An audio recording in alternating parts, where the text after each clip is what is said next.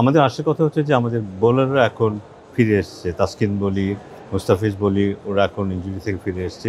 তারা দলের শক্তি বৃদ্ধি করবে আশা করছি।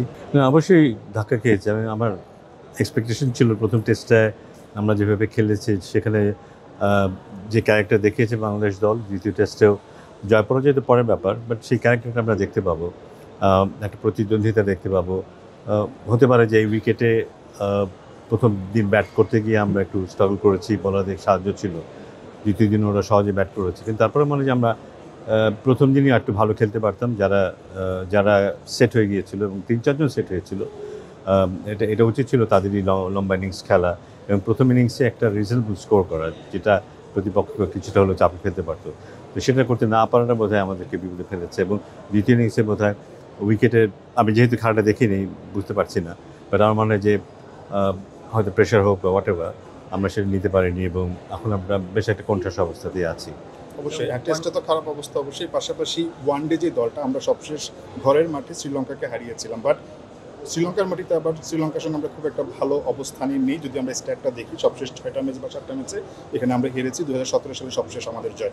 সো কতটুকু চ্যালেঞ্জিং হতে যাচ্ছে সাদা বলের লড়াইটা, অর্থাৎ ওয়ানডে এবং টি-20? না, চ্যালেঞ্জিং তো হবেই। কারণ শ্রীলঙ্কা যে ধরনের ক্রিকেট খেলে আমি রিসেন্টলি আগেও দেখেছি আমরা এবং এখনও দেখছি।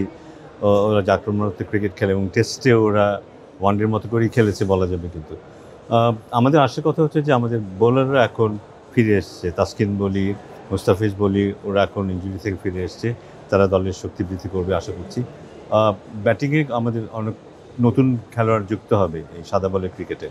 সেটা একটা আশার কথা। আ আশা করব যে ওদের যতটুকু সক্ষমতা আছে সেটা অনুযায়ী ওরা খেলতে পারবে। পজিটিভ ক্রিকেট খেলবে এবং কম্পিটিটিভ ক্রিকেট খেলবে। ফলাফলের কথা এখন তো বলে দিতে পারছি না, বাট কম্পিটিটিভ ক্রিকেট খেলবে এটুকু ডেফিনিটলি আশা করব।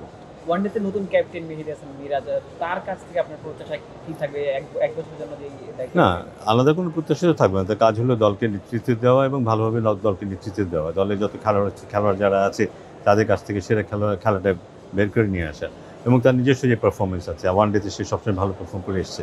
সেখানে সেটা যেন সে কন্টিনিউ করতে পারে সেটা আশা করব।